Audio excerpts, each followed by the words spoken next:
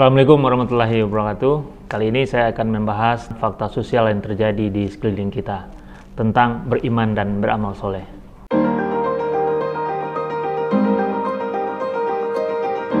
Orang yang beriman banyak, sholatnya rajin, jangankan yang wajib, yang sunat pun tak pernah ditinggalkannya. Selesai sholat, zikirnya panjang, Asmaul Husna dendangkannya tanpa melihat buku kecil sedikit pun. Puasa jangan ditanya, yang wajib sekali setahun sudah pasti. Yang sunat pun tidak pernah ditinggalkannya. Naik haji dan umroh juga begitu. Sayangnya yang beramal soleh sedikit. Sampahnya beraso-aso dilayangkannya ke sungai atau bandar depan rumahnya tanpa rasa bersalah.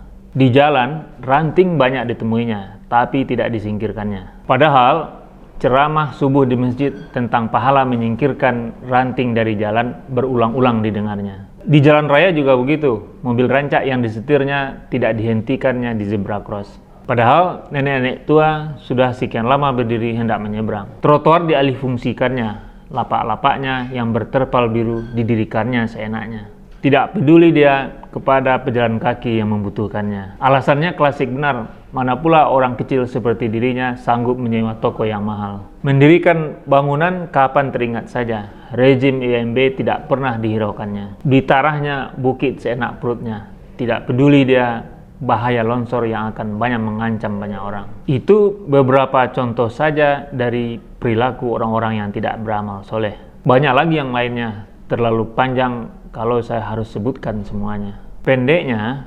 ketidakseimbangan antara beriman dan beramal soleh eksis di seputar kita. Ketidakseimbangan melahirkan banyak masalah. Hujan sedikit saja, air sudah mengenangi kota kita. Kalau sudah begitu, pemerintah akan disalahkannya dengan cepat.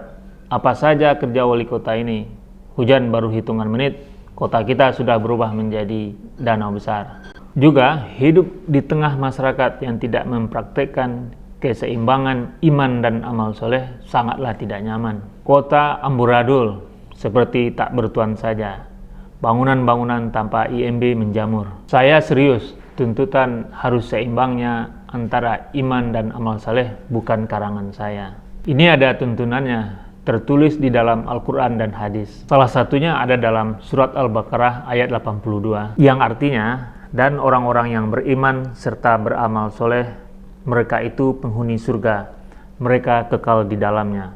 Kemudian salah satu hadisnya, Allah tidak menerima iman tanpa amal perbuatan dan tidak pula menerima amal perbuatan tanpa iman. Norma beriman dan beramal soleh mungkin juga tertulis di kitab-kitab lain.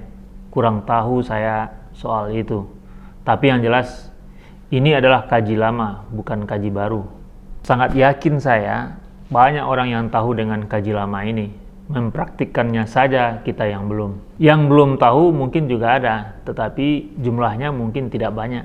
Penyelenggara negara, baik dari yang atas maupun sampai yang bawah, pasti sudah paham betul dengan norma ini. Yang belum itu mengaktualkan konsep itu dalam kebijakan mereka, terutama kebijakan yang berkaitan dengan pendidikan dasar dan penegakan hukum. Sekarang, tugas kita yang sudah tahu adalah mempraktikkannya dalam kehidupan nyata. Yang belum tahu, kita kasih tahu semampunya. Pemerintah bertugas mengaktualkannya dalam setiap kebijakan yang mereka tempuh. Caranya ada dua, memperbaiki konsep pendidikan dasar yang menyeimbangkan iman dan amal soleh, dan yang kedua, menegakkan hukum secara baik, benar, dan adil. Beriman dan beramal solehlah kita lagi, sebab orang yang beriman dan beramal solehlah yang akan menghuni surga.